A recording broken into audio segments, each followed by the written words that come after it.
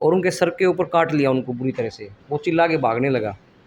नमस्कार दोस्तों, प्रकृति प्रहरी न्यूज़ में आपका स्वागत है।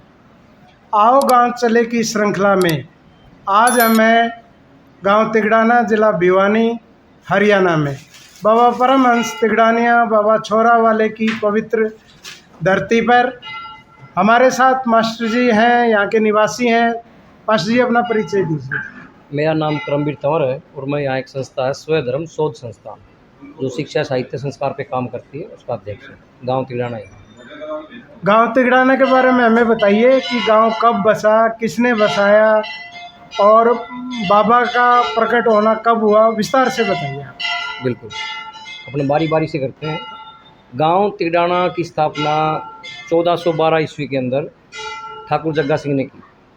ठाकुर जग्गा सिंह 3 भाई थे। एक उनके छोटे भाई थे जयरक सिंह, बड़े भाई थे बीर सिंह। ये तीनों रहते थे जाटू लुहारी के अंदर। इनके पिताजी का नाम उदयकर्ण था। इनकी बहन सती माता बीरम दे जो सती हुई जाटू लुहारी के अंदर, उनके भाई थे ये। इन्होंने 1412 में स्थापना की यहाँ गांव तिगड़ाना। और बेसिकली ये अनंगपाल तोमर जो दिल्ली के संस्थापक हैं, उन्हीं के वंश वृक्ष में आते हैं।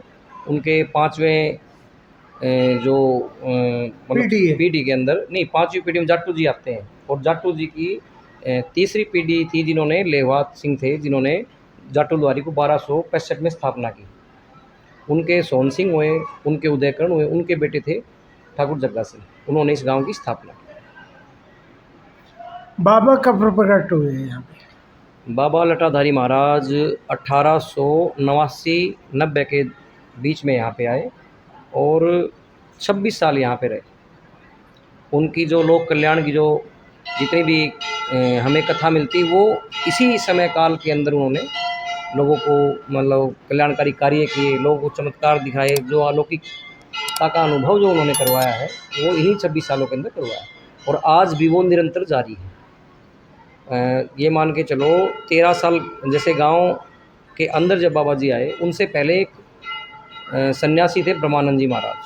वो आए थे, उन्होंने शंख फूका गांव के अंदर और गांव को इकट्ठा किया और उनसे कहा कि आने वाले समय में एक बड़े तपस्वी जो साक्षात शिव का अवतार हैं, वो आपके गांव में आएंगे। आगे आपके गांव का जो नाम होगा, उन्हीं के नाम से मतलब प्रचार, यहीं पे उनके नाम से गांव की पहचान भी होगी। तो तकरीबन 1890 के और आज 2025 है, तो तकरीबन 100 साल से ऊपर हो गए।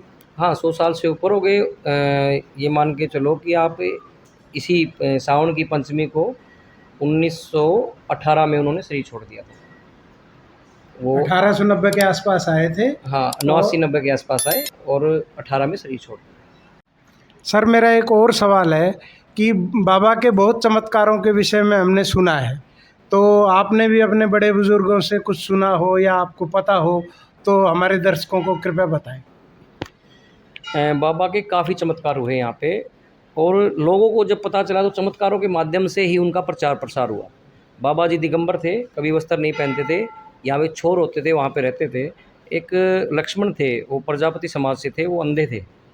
तो रात को बाबा जी ने कहा तू घर पे जा। तो उसने कहा कोई साथ तो है नहीं और मेरे को दिखता नहीं, मैं तो अंधा हूँ, मैं कैसे जाऊँ। तो बाबा में थोड़ी किलकारी मारते थे बाबा जी।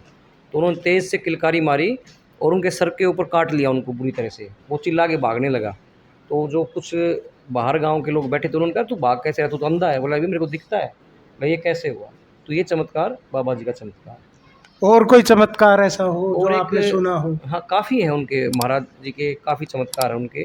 उन्होंने यहाँ पे एक सदावर्ती नामक ब्राह्मण था, यहाँ पास के गांव का था, वो यहाँ पे आता था। उसके जब भी बच्चा होता तो वो कुछ समय बीमार रहता और वो ख़त्म हो जाता। तो उनको किसी ने बताया भी ऐसे ऐसे बाबा जी हैं, वहाँ पे उनके आशीर्वाद से जाओ। तो बाबा जी वो बच्चे को लेकर उनके पास गए थे। तब बाबा जी मूला पटवारी की हवेली में रहते थे। तो उन्होंने क्या किया कि जैसे ही वो बच्चे को लेके, बाबा ने कहा बच्चे को दे, हाथ में लेकर 2 मंजिल की हवेली से नीचे भगा दिया बच्चे को।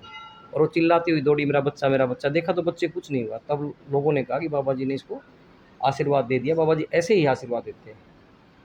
और एक बार गांव के अंदर आपको पता है कि 1897 से लेकर करीब 20 साल तक एक बहुत बड़ी महामारी फैली थी। किसी को कोई जापानी बुखार कहता था, कोई प्लेग बोलता था उसको। तो प्लेग बीमारी से ये गांव भी प्रभावित हुआ था। यहाँ पे हर गांव में एक ना एक हर दिन ये मतलब ख़त्म होने लगे तो गांव वाले सारे गांव में से छोड़ के और खेतों में रहना शुरू करने लगे।